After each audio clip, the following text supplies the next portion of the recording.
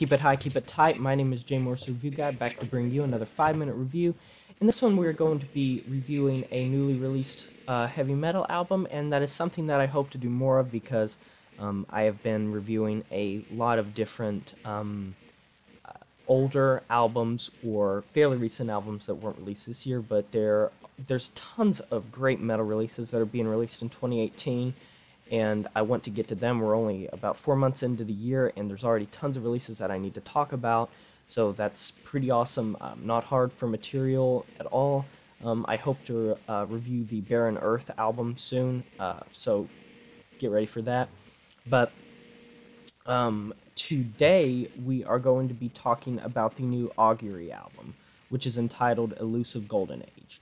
Now, if you are familiar with the label the Artisan Era, you will know that they're a fairly new label that is home to a lot of really great death metal and crossover death metal bands such as Inferi, Augury, In Full Darkness, Dark Matter Secret, A Loathing Requiem, Inanimate Existence, Oblite. They're home to a lot of really, really great technical heavy metal acts that are in the kind of either melodic death metal or the black metal crossover hybrid type of landscape. So Augury is from Canada, and they are labeled as a technical death metal band. And I have to say that for this album,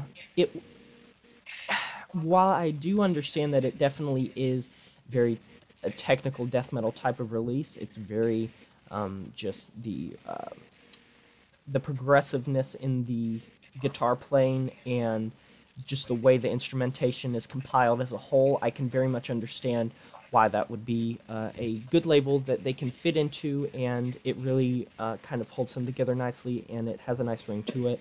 At the same time, when I first started listening to this album, I was I really, really liked how it seemed like there were a lot of different styles that kind of came together into one. When I first heard this, I kind of got almost a recent era cattle decapitation type of vibe from this, kind of a grind type of death metal, a death grind type of play style, with honestly a little bit of black metal influence too. So it made me feel almost like it was kind of a black and death metal type of effort because it's crushing and it's fast, and technical death metal is a very blanket term, and it's a nice blanket term, but I feel like for this band I would have personally labeled this more as kind of a black and death metal type of effort. But I have to say, the two tracks that really stood out to me were track number 2, which is The Living Vault, and I probably will butcher this pronunciation, but Mater Dolorosa. That track is great, and for a technical death metal, for a very, very heavy release, they really, the cleans, if you want to call them cleans, I'm not sure of the gentleman who does the lead vocals for this band, but it's these clean vocals that remind me a lot of a kind of thrash metal or hardcore punk or kind of power violence type of just scream / sung.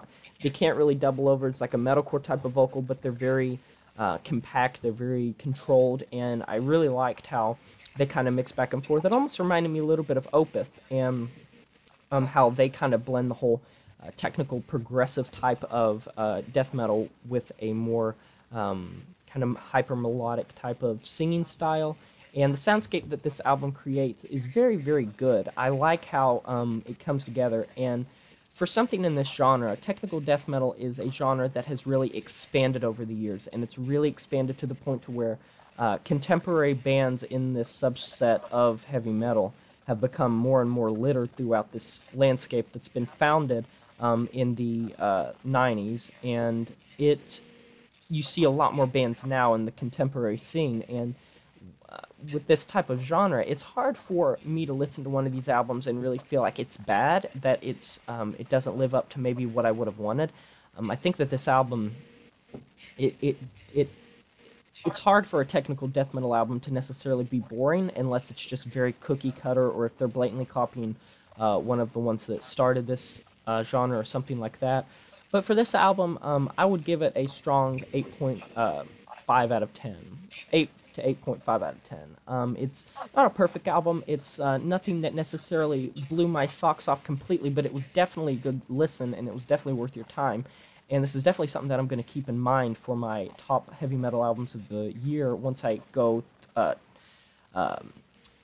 the half-year mark, as well as at the end of the year. I'm definitely going to have this up for consideration, because this is one of the more enjoyable albums that I have listened to this year thus far. And yeah, so like, comment, subscribe if you want a shout out. I'll see you guys next time. My name is Jay Morse, the Review Guy, signing off, saying farewell.